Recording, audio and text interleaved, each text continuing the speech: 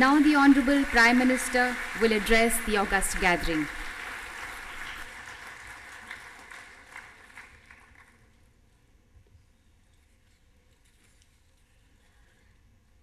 मंत्रिपरिषद के मेरे साथी वित्त मंत्री श्रीमान Arun Jaitley ji, labour and employment के मंत्री श्रीमान बंडारू दत्तात्रेय जी, वाइस चेयरमैन श्रीमान बैजनाथ राय जी, श्री राजन जी, श्री कैप्टन अभिमन्यु जी, सचिव श्रीमान शंकर अग्रवाल जी, सभी श्रमिक संगठनों के प्रतिनिधि, उद्योग जगत के प्रतिनिधि और केंद्र और राज्य के भिन्न भिन्न सरकारों के प्रतिनिधि बंधुगण, ये भारत की श्रम संसद है और एक लंबे अरसे से हमारे देश में त्रिपक्षीय वार्ता का सिलसिला चला है। एक प्रकार से ये त्रिपक्षीय वार्ता के 75 वर्ष पूरे हो रहे हैं। ये अपने आप में एक उज्जवल इतिहास है कि 75 साल का हमारे पास एक गहरा अनुभव है।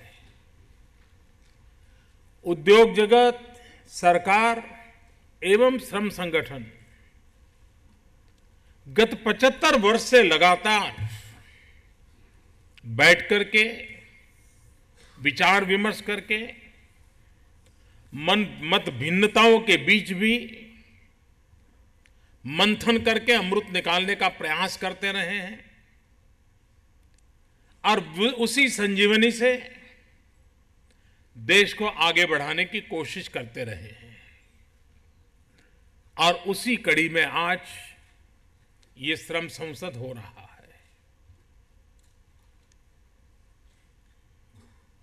हम सबके लिए प्रेरणा की बात है कि वो समारोह हैं जहां कभी बाबा साहब आम्बेडकर का मार्गदर्शन मिला था।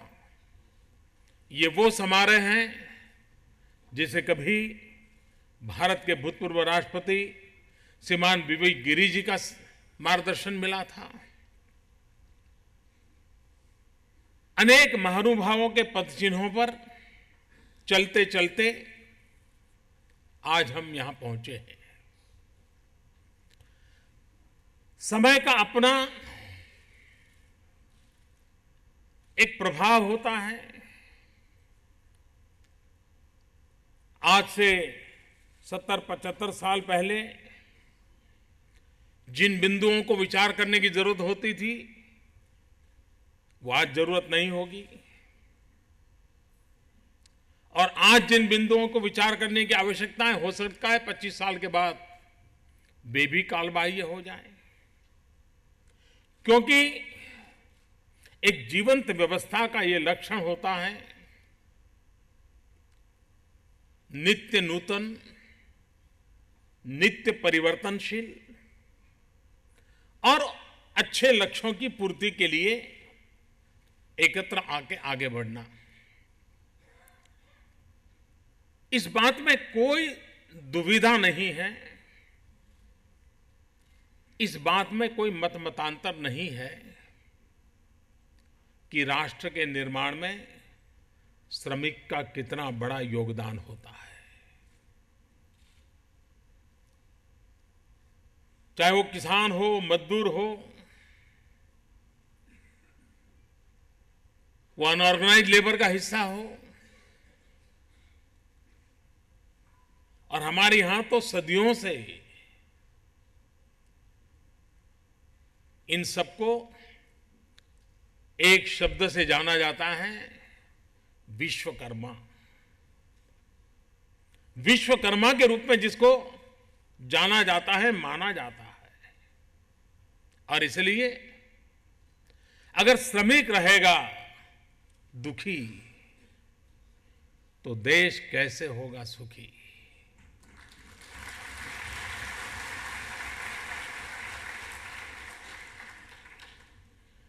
और मैं नहीं मानता हूं कि इन मूलभूत बातों में हम में से किसी में कोई मतभेद है।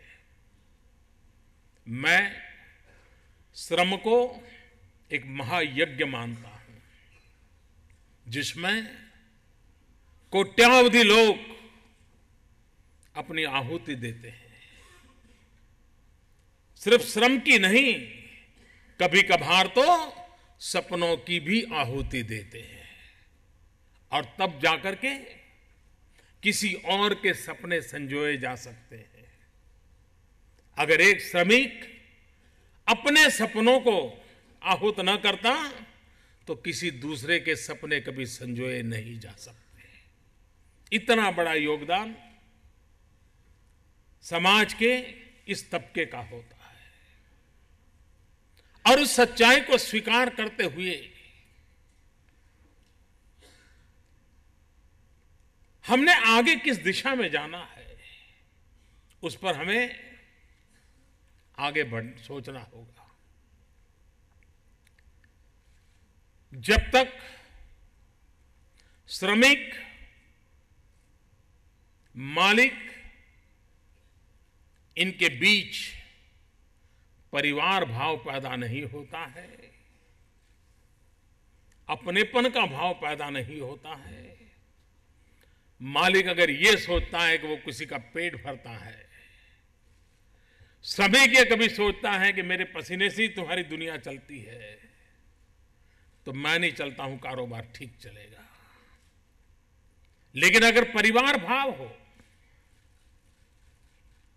एक श्रमिक का दुख मालिक को रात को बेचैन बना देता हो और फैक्ट्री का हुआ कोई नुकसान श्रमिक को रात को सोने न देता हो, ये परिवार भाव जब पैदा होता है तब विकास की यात्रा को कोई रोक नहीं सकता।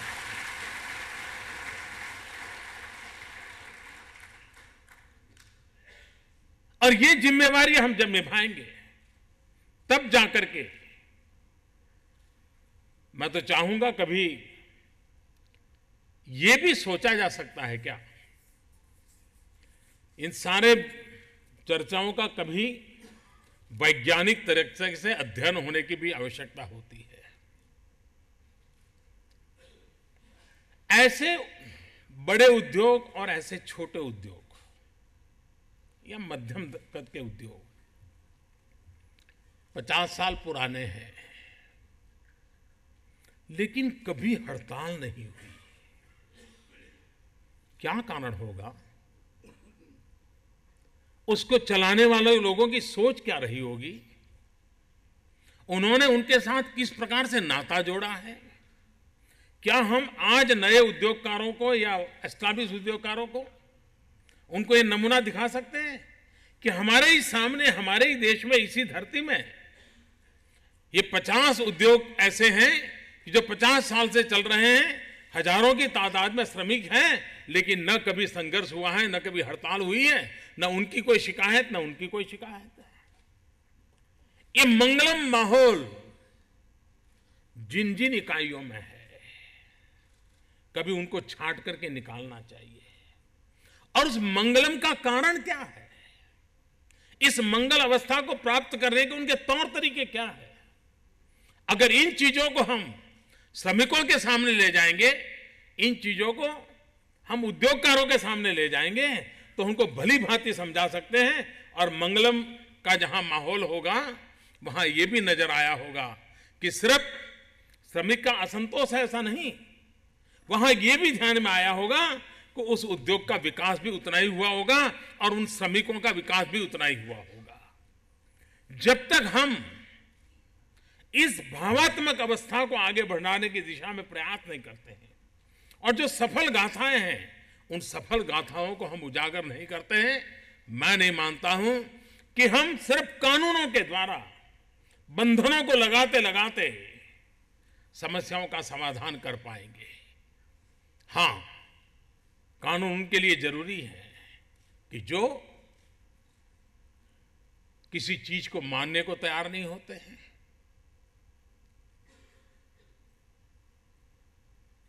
श्रमिक को इंसान भी मानने को तैयार नहीं होते हैं, उनकी सुख सुविधा की बात तो छोड़ दीजिए, उसकी मिनिमम आवश्यकताओं की ओर भी देखने के लिए तैयार नहीं होते हैं, ऐसे लोगों के कानूनों की उतनी ही जरूरत होती है। और इसलिए हम इस व्यवस्था को उस रूप में समझ करके चलाएं। एक सामाजिक दृष्टि से भी हमारे यहां सोचने की बहुत आवश्यकता है। किसी न किसी कारण से हमारे भीतर एक बहुत बड़ी बुराई पनप गई है, हमारी सोच का हिस्सा बन गई है। हर चीज को देखने के हमारे तरीके की आदत सा बन गया है, और वो है हम कभी भी श्रम करने वाले के प्रति आदर के भाव से देखते ही नहीं है।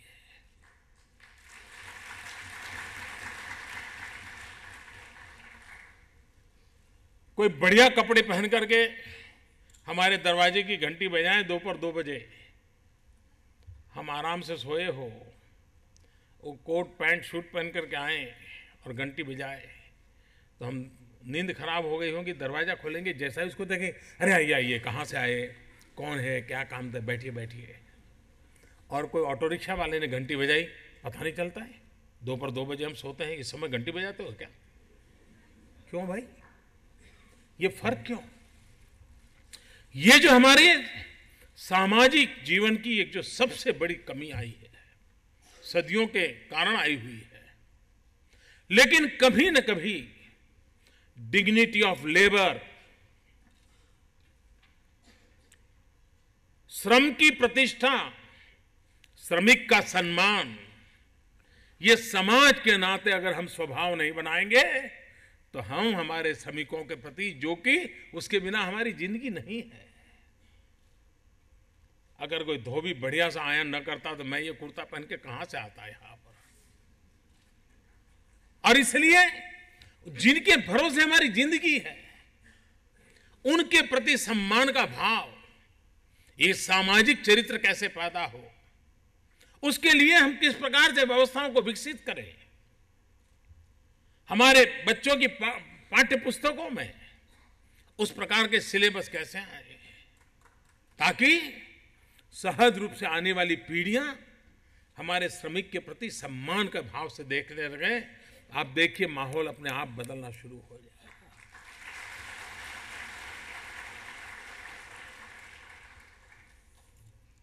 हमारी सरकार को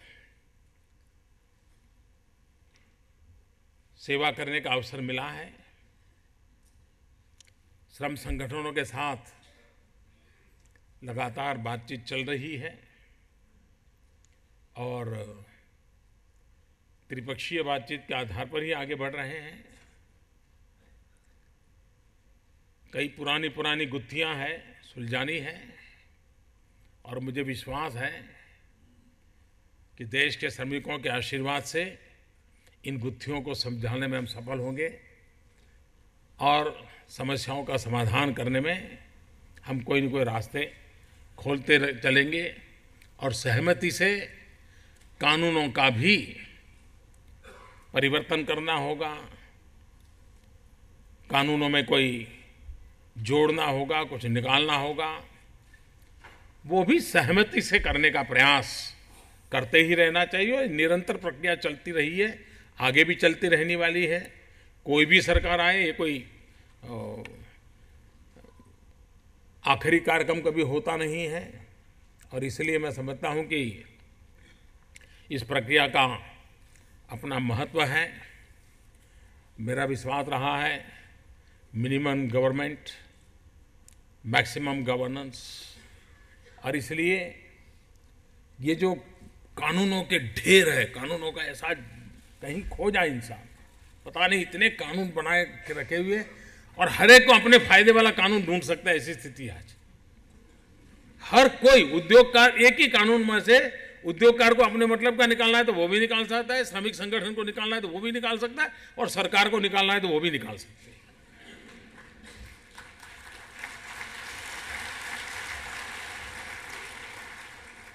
क्योंकि टुकड़ों में सब चीजें चलती रही है, टुकड़ों में। जब तक हम एक एकत्रित भाव से, कंपोजिट भाव से, हमें जाना कहाँ है उसको लेकर के, और इसलिए मैंने एक कमेटी भी बनाई है कि जो इन सारे पुराने कानूनों को जरा देख रही है इसको सही कैसे किया जाए, और सच्चे अर्थ में जिनके लिए बनाए हैं कानून उनका लाभ हो रहा है कि नहीं हो रहा है। वरना कोई और जगह पे ऐसा कानून बन के बैठा हुआ है कि जो इसको आगे नहीं जाने देता। अब श्रमिक कहाँ लड़ेगा, कहाँ जाएगा? वो क्या कोर्ट कचहरी में इतने बड़े महंगे वकील रखेगा क्या? और इसलिए मेरा ये आग्रह है और मैं कोशिश कर रहा हूं कि ये कानूनों का एक बहुत बड़ा जाल हो गया है, उसका सरलीकरण हो, गरीब से गरीब व्यक्ति भी अपने हकों को भली भांति समझ पाए, हकों को प्राप्त कर पाए, ऐसी व्यवस्थाओं को हमने विकसित करने की दिशा में हमारा प्रयास है, और मुझे विश्वास है कि हम उसको कर पाएंगे। मैं कभी कभी उद्योग जगत के मित्रों से भी कहना चाहता हूं, और मैं चाहूंगा कभी हमारे इस फोरम में एक और पहलू पर भी हम सोच सकते हैं क्या, क्योंकि हमने अपने एजेंडे को बड़ा सीमित कर दिया है,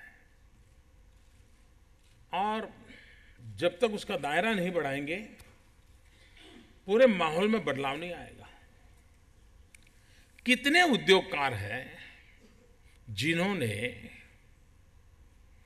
अपने उद्योग चलाते चलाते ऐसा माहौल बनाया, ऐसी व्यवस्था बनाई कि खुद का ही काम करने वाला एक मजदूर आगे चलकर के एंटरप्रेन्योर बना। कभी ये ऐसी तो खोज के निकालना चाहिए। क्या उद्योगकार का यही काम है क्या कि 18-20 साल की उम्र में जो उसके यहां आया वो 60 साल का होने के बाद किसी काम का न रहे तब तक उसी के यहां फंसा पड़ा रहे? क्या ऐसा माहौल को सिर्फ उसने बताया कि भाई हाँ ठीक है वो मेरे यहां मजदूर के नाते आया था, लेकिन मैंने देखा कि भाई उसमें बहुत बड़ी क्षमता है, टैलेंट है, थोड़ा मैं उसको सहारा दे दूं, वो अपने आप में एक एंटरप्रेन्योर बन सकता है, और मैं ही एक आध पुर्जा बनाएगा तो मैं खुद खरीद लूंगा जो मेरी फैक्ट्री के लिए जरूरी है, तो एक अच्छा एंटरप्रेन्योर तैयार हो जाएगा। कभी न कभी हमने सोचना चाहिए हमारे देश में छोटे और मध्यम या बड़े उद्योगकार कितने हैं कि जो हर वर्ष अपने ही यहां काम करने वाले कितने मजदूरों को उद्योगकार बनाया हो, एंटरप्रेन्योर बनाया हो, सप्लायर बनाया हो, कितनों को बनाया, कभी ये भी तो हिसाब लगाया जाए। उसी प्रकार से हमने देखा है कि आईटी फर्म, उसके विकास का मूल कारण क्या है? आईटी फर्म के विकास का मूल कारण यह है कि उन्होंने अपने एम्प्लॉय को यह कहा कि कुछ समय तुम्हारा अपना समय है, तुम खुद सॉफ्टवेयर विकसित करो, तुम अपने दिमाग का उपयोग करो, और ये मोटिवेशन के कारण सॉफ्टवेयर की दुनिया में नई नई चीजें वो लेकर के आए, फिर वो कंपनी की बनी और बाद में जाकर के वो बिकी, अवसर दिया गया। हमारे इतने सारे उद्योग चल रहे हैं, मैन्युफैक्चरिंग का काम करते हैं, केमिकल एक्टिविटी का काम करते हैं, क्या हमने हमारे यहाँ इस टैलेंट को इनोवेशन के लिए अवसर दिया है क्या? क्या उद्योगकारों को पता है क्या कि जिसको आप अनपढ़ मानते हो, जिसको आप अनस्किल्ड लेबर मानते हो, उसके अंदर भी वो ईश्वर ने ताकत दी है कि वो आपकी फैक्ट्री में एक आध चीज ऐसी बदल देता है कि आपकी प्रोडक्ट की क्वालिटी इतनी बढ़ जाती है, बाजार में बहुत बड़ा मार्केट खड़ा हो जाता है, आप फायदा तो ले लेते हो लेकिन उसके इनोवेशन स्किल को रिकॉग्नाइज नहीं करते हो। मैं मानता हूं हमारे उद्योगकारों ने अपने जीवन में, और सरकारों ने भी और श्रम संगठनों ने भी पूछना चाहिए कि कितने उद्योगकार हैं, कितने उद्योग हैं कि जहां पर इनोवेशन को बल दिया गया है। हर वर्ष से कम एक नया इनोवेटिव काम निकलता है क्या? हमारे यहां सेना के विशेष दिवस मनाए जाते हैं, आर्मी का, एयरफोर्स का, नेवी का। राष्ट्रपति जी, प्रधानमंत्री सब जाते हैं, एट होम करते हो। तो मैं पिछली बार जब हमारे सेना के लोगों के पास गया तो मैंने उनको कहा, भाई ठीक है, ये आपका चल रहा है कि यही चलाते रहोगे क्या? हम आते हैं 30-40 मिनट वहाँ रुकते हैं, चाय पान होते हैं, फिर चले जाते हैं। तो मैंने कहा मेरा एक सुझाव है, अगर आप कर सकते हो तो बोले क्या है साहब? मैंने कहा क्या फौज में ऐसे छोटे छोटे लोग हैं क्या? सिपाही होंगे, छोटे लोग होंगे, लेकिन उन्होंने काम करते करते कोई न कोई इनोवेशन किया है जो देश की सुरक्षा के लिए बहुत काम आता है। उसने नया आइडिया, क्योंकि वो फील्ड में है, उसको पता रहता है कि इसके बजाय ऐसा करें तो अच्छा होगा। मैंने ये कहा तो फिर हमारे आर्मी के लोगों ने ढूंढना शुरू किया। बहुत ही कम समय मिला था, लेकिन कोई 12-15 लोगों को ले आए वो। और जब उनके इनोवेशंस मैंने देखा, मैं हैरान था। सेना के काम आने वाली टेक्नोलॉजी के संदर्भ में, कपड़ों के संबंध में, इतने बारीक छोटी छोटी चीजों में उन्होंने बदलाव ला करके बताया था। अगर इसको हम मल्टीप्लाई करें तो सेना के कितना बड़ा काम आएगा, राष्ट्र की रक्षा के लिए कितना बड़ा काम आएगा। लेकिन उस आखिरी इंसान की तरफ देखता कौन है जी? उसकी क्षमता को कौन स्वीकार करता है? मुझे ये माहौल बदलना है कि मेरे उद्योगकार मित्र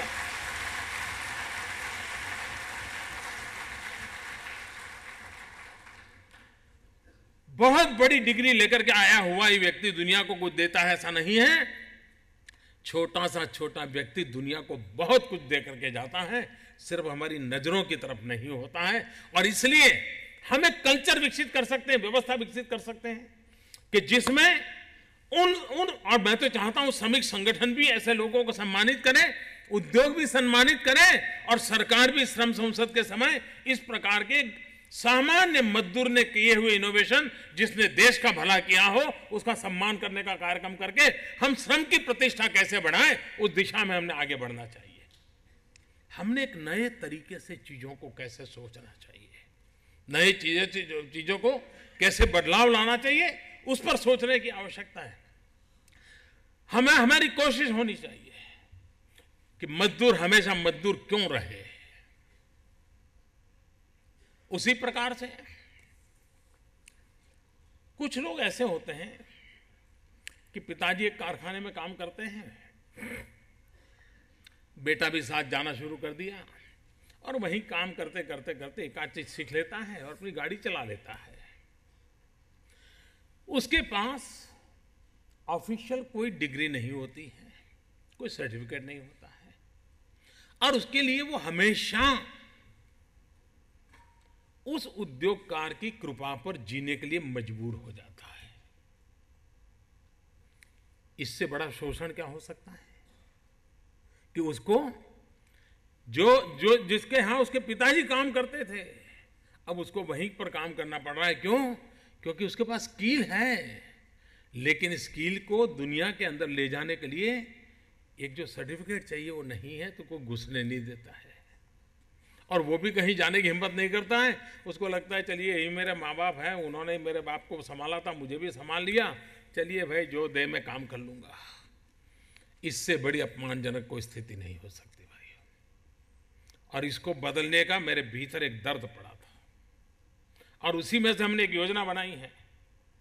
और मैं मानता हूं ये योजना श्रमिक के जीवन को, और मैं नहीं मानता हूं किसी श्रमिक संगठनों का कभी इस पर ध्यान गया होगा।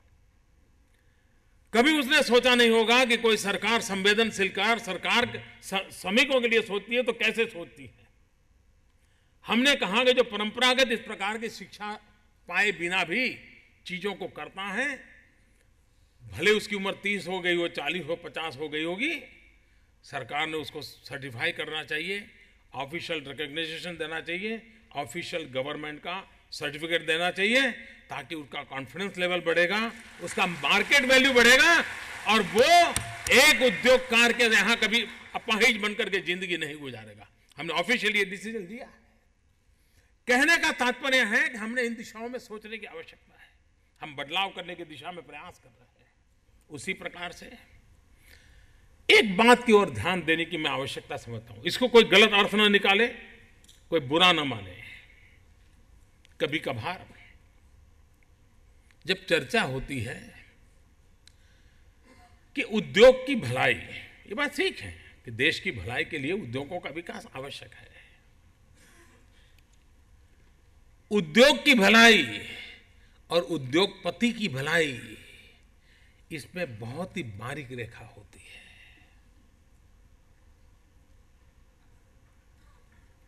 देश की भलाई और सरकार की भलाई, इसमें बहुत बारीक रेखा होती है।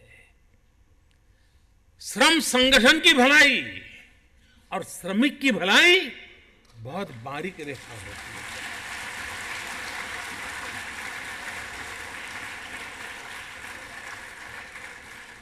और इसलिए इस बारीक रेखा की नजाकतों को कभी कभार उद्योग बचाना चाहते हैं, लेकिन सचमुच में कभी कभार हम उद्योगपति को बचा लेते हैं। कभी कभार हम बात तो कर लेते हैं देश को बचाने की, लेकिन कोशिश सरकारों बचाने की करते हैं। और उसी प्रकार से कभी कभार हम बात श्रमिक की करते हैं, लेकिन हम कोशिश हमारे श्रम संगठन की सुरक्षा की करते हैं। हम तीनों पार्टनर यहां बैठे हैं, और तीनों ने इस बारीक रेखा की मर्यादाओं को स्वीकार करना होगा, लेटर एंड स्पिरिट में स्वीकार करना होगा। तब मैं मानता हूं श्रमिक का भी भला होगा, देश के उद्योग के विकास की यात्रा भी चलेगी और देश का भी भला होगा। सरकारों की भलाई के लिए नहीं चलता है।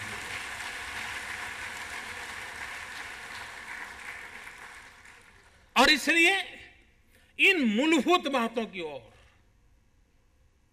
हम कैसे मिल बैठ करके एक सकारात्मक माहौल बनाने के भी 10 कदम हो सकते हैं, श्रमिक की भलाई के 10 कदम हो सकते हैं, आवश्यक है तो राष्ट्र को आगे बढ़ाने के भी 10 कदम हो सकते हैं, वो भी उसके साथ साथ आना चाहिए। जब तक हम इन बातों को संतुलित रूप से आगे नहीं ले जाएंगे, तब तक हम माहौल बदलने में सफल नहीं होंगे। और मुझे विश्वास है कि आज की श्रम संसद में बैठ करके हम लोग उस माहौल को निर्माण करने की दिशा में आगे बढ़ेंगे। भारत में 65% जनसंख्या 35 साल से कम आयु की है। हमारा देश एक प्रकार से विश्व का सबसे नौजवान देश है। आज दुनिया को स्किल्ड वर्कफोर्स की आवश्यकता है।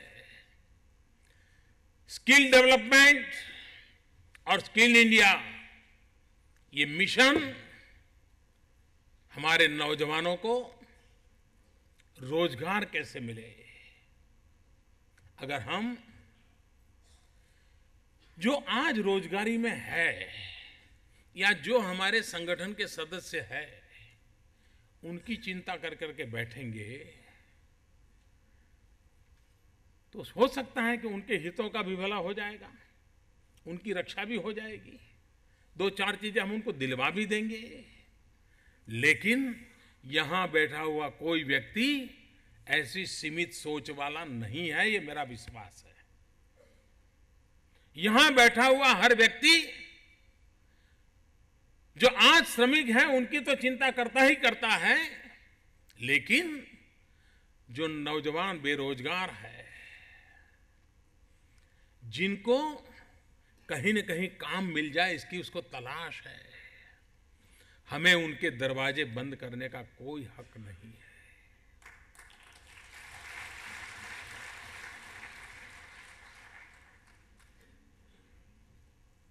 जब तक हम हमारे देश के और नौजवानों को रोजगार देने के लिए अवसर उपलब्ध नहीं कराएंगे,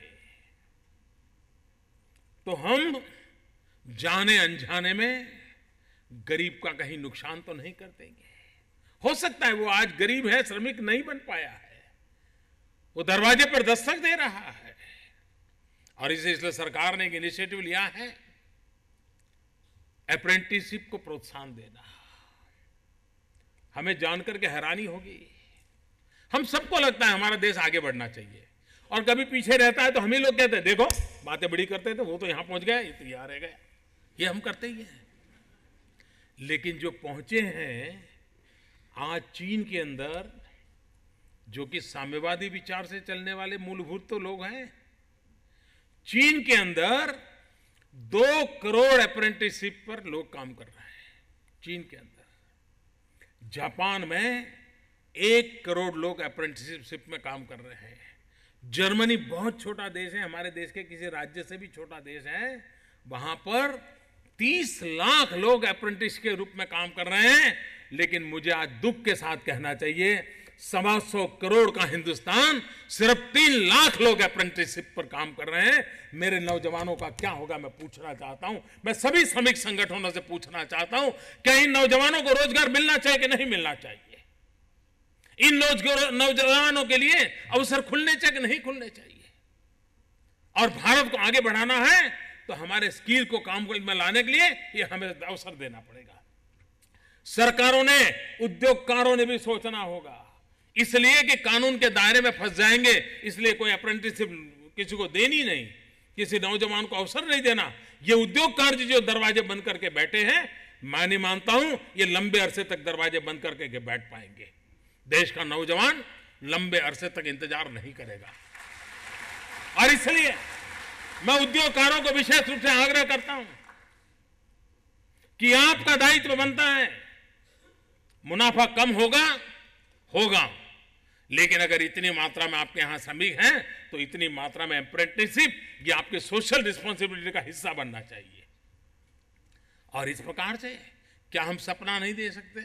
2 करोड़ कर न पाए, ठीक है, जब कर पाएंगे। अभी कम से कम 3 लाख में से 20 लाख अप्रेंटिसशिप पर जा सकते हैं हम। क्या कम से कम इतना तो करें? करोड़ों नौजवानों को रोजगार चाहिए, कहीं से तो शुरू करें। और इसलिए मैं चाहूंगा कि जो श्रमिक आज हैं उनकी चिंता करने वाले लोगों का यह भी दायित्व है कि जिनकी श्रमिक बनने की संभावना है उनकी जिंदगी की भी चिंता उस नौजवान की भी करने की आवश्यकता है जो गरीबी है। पिछले 16 अक्टूबर को हमने श्रमेव जयते के अभियान की शुरुआत की थी। यह सर्वांगीण प्रयास है हमारा। जिन सुधारों की शुरुआत हमने की उनकी प्रगति आप सबके नजर में है। यूनिवर्सल अकाउंट नंबर यूएएन, इसके माध्यम से प्रोविडेंट फंड के अकाउंट पोर्टेबल हो गए हैं, बल्कि लगभग 4 करोड़ 67 लाख मजदूरों को डिजिटल नेटवर्क के प्लेटफॉर्म का ऑलरेडी लाभ मिलना शुरू हो गया है। पीएफ की ऑनलाइन लाभ ले सक रहा है। ये चीजें नहीं थी, इन चीजों का वो लाभ ले रहा है। यही तो श्रमिक को एम्पावर करने के लिए टेक्नोलॉजी का सदुपयोग करने का प्रयास किया। जब हम सरकार में आए, हमारे देश में कई लोग ऐसे थे कि जिनको 50 रुपये पेंशन मिलता था, 80 रुपया पेंशन मिलता था, 100 रुपया पेंशन मिलता था। कुछ लोग तो पेंशन लेने के लिए जाते नहीं थे क्योंकि पेंशन से ऑटो रिक्शा का खर्चा ज्यादा होता था। इस देश में करीब करीब 20 लाख से अधिक ऐसे श्रमिक थे जिनको 50 रुपया, 100 रुपया, 200 रुपया पेंशन मिलता था। हमने आकर के बहुत बड़ा आर्थिक बोझ लगा है, सबके लिए मिनिमम पेंशन 1000 रुपया कर दिया। मैं आशा करता हूं कि हमारे श्रमिक संगठन ये हमारा जो प्रोएक्टिव इनिशिएटिव है उसके प्रति भी उस भाव से देखें ताकि हम सबको मिलकर के दौड़ने का आनंद आ जाए, 4 नई चीजें करने का उमंग आ जाए, क्योंकि हमें चलना वही है। और मैं मानता हूं अगर इस देश में इतने सारे प्रधानमंत्री हो गए होंगे, लेकिन श्रमिकों का किसी एक प्रधानमंत्री पर सबसे ज्यादा हक है तो मुझ पर है, क्योंकि मैं उसी बिरादर से निकल के आया हूं। मैंने गरीबी देखी है और इसलिए गरीब के हाल को समझने के लिए मुझे कैमरामैन को लेकर के जाने की जरूरत नहीं पड़ती है। मैं उसको भली भांति समझ पाता हूं और इसलिए जो बातें मैं बता रहा हूं, भीतर एक आग है, कुछ करना है। गांव, गरीब, किसान, मजदूर, वंचित, दलित, पीड़ित, शोषित, उनके लिए कुछ करना है। लेकिन हर एक के करने की सोच अलग होगी, रास्ते अलग होंगे। हमारी एक अलग सोच है, अलग रास्ते हैं, लेकिन लक्ष्य यही है कि मेरे देश के मजदूर का भला हो, मेरे देश के गरीब का भला हो, मेरे देश के किसानों का भला हो। ये सपने लेकर के हम चल पड़े हैं। और इसलिए जैसे मैंने कहा, हमने अप्रेंटिस एक्ट में सुधार किया, हमने ऑन द जॉब ट्रेनिंग के मौके बढ़ गए हैं, उस दिशा में हमने काम किया है। आज हमने हेल्थ को सेक्टर को ESIC के 2.0 स्कीम को लॉन्च किया है। हम कभी कभार ये तो देखते हैं कि भाई क्या मिलना चाहिए, लेकिन कैसे मिले, मिल रहा है कि नहीं मिल रहा है, उसके लिए न सरकारों को फुर्सत है, न श्रमिक संगठनों को फुर्सत है। उनको तो लगता है देखो यार कागज पे दिखा दे, ये तुमको दिलवा दिया कि नहीं दिलवा दिया। वो श्रमिक भी बड़ा खुश है, यार मैं इसका मेंबर बन गया हूं, मेरा काम हो गया। मैं इस स्थिति को बदलना चाहता हूं। मैं श्रमिक संगठन और सरकार की पार्टनरशिप से आगे बढ़ना चाहता हूं, कंधे से कंधा मिलाकर के आगे चढ़ना चाहता हूं। और अगर हमने ये अस्पतालों की व्यवस्था को बदलने की दिशा में काम किया, अब छोटा निर्णय है कि भाई हर दिन चद्दर बदलो। अब मुझे बताइए, हेल्थ की दृष्टि से, हाइजीन की दृष्टि से, ये सब जानते हैं कि बदलनी चाहिए और लोग मानते होंगे बदल, लेकिन हमको मालूम है कि नहीं बदलते। ठीक है, आया है पेशेंट तो आया है। आखिरकार मुझे रास्ता खोजना पड़ा। मैंने कहा हर दिन की चद्दर का कलर ही अलग होगा, पेशेंट को पता चलेगा चद्दर बदली कि नहीं बदली।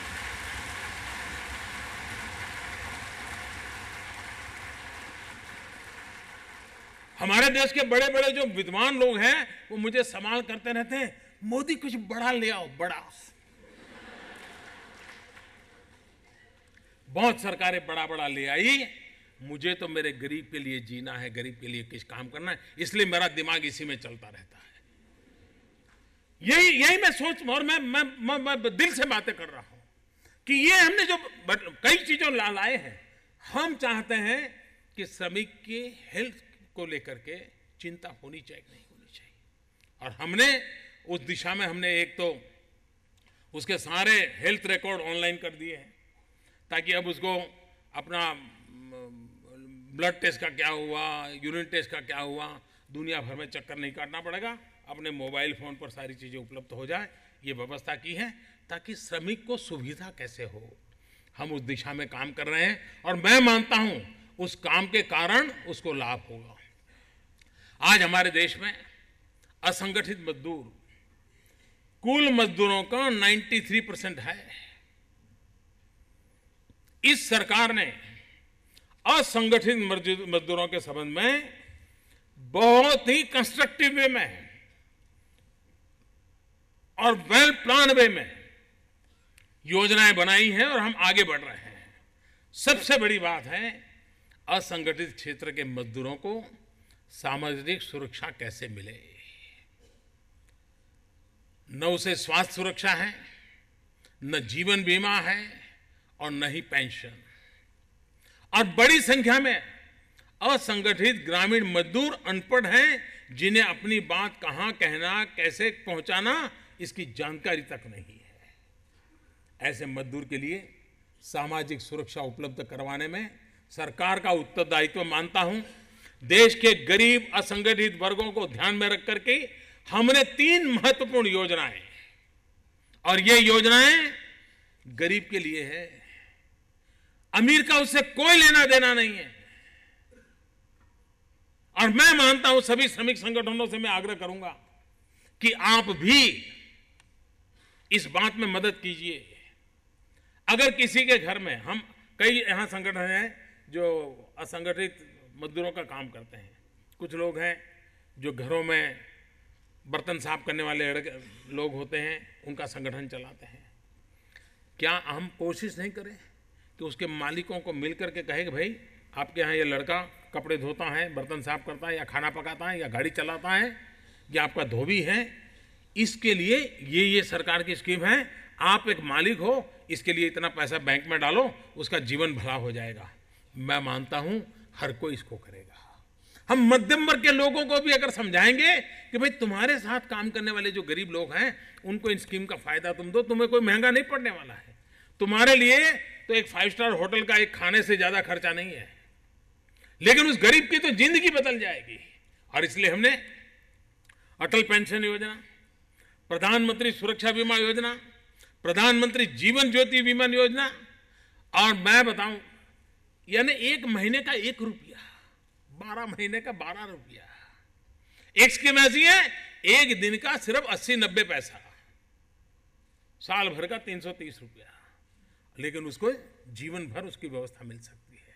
ये काम उसके मालिक जिसके यहां वो काम करता है वो कर सकते हैं, और श्रमिक संगठन एक सामाजिक काम के तौर पर इस बात को आगे बढ़ा सकते हैं। सरकार से कंधे से कंधा मिलाकर काम करेंगे। मुझे लगता है कि इसका उसको फायदा होगा और हमने ये फायदा दिलवाना चाहिए। व्यवस्थाएं हैं, योजनाएं हैं। अटल पेंशन योजना अगर आज से उसको जोड़ दिया जाए, समझा दिया जाए, उसका तो जीवन धन्य हो जाएगा कि भाई चलो 60 साल के बाद मुझे ये लाभ मिलेगा। मैं समझता हूं कि हम एक सामाजिक चेतना जगाने का भी काम करें, सामाजिक बदलाव का भी काम करें और उस काम को आगे बढ़ाएंगे तो मैं समझता हूं बहुत सारी बातें हम कर पाएंगे। कई विषय है जिसको मैं आपके सामने रखता ही चला जाता हूं, लेकिन मुझे विश्वास है कि श्रम संसद के अंदर जो कुछ भी महत्वपूर्ण चर्चाएं हो रही है, हमारे वित्त मंत्री और उनकी एक कमेटी बनी है जो उनको सुन रही है, और बातचीत से ही अच्छे नतीजे निकलते हैं, सुखद परिणाम निकलेंगे। कल भी मेरी श्रम संगठनों के प्रमुख लोगों के साथ मुझे मिलने का अवसर मिला था, उनको सुनने का अवसर मिला था, और मैं भली भांति उनकी बात को, उनकी भावनाओं को समझता हूँ। मिल बैठ करके हमें आगे बढ़ना है और हम देश को आगे बढ़ाने में कैसे काम आए, देश को आर्थिक नई ऊंचाइयों पर कैसे ले जाए, देश में नौजवानों को अधिकतम रोजगार के अवसर कैसे उपलब्ध कराएं। आज भारत के सामने मौका है, विश्व के परिदृश्य में भारत के सामने मौका है। उस मौका अगर हमने खो दिया तो फिर पता नहीं हमारे हाथ में कब मौका आएगा, और उस काम को लेकर के आगे बढ़ें। इसी एक अपेक्षा के साथ मेरी इस श्रम सांसद को हृदयपूर्वक बहुत बहुत शुभकामना है। उत्तम परिणाम निकलेंगे इस भरोसे के साथ, और साथ मिलकर के आगे चलेंगे इस विश्वास के साथ। बहुत बहुत धन्यवाद।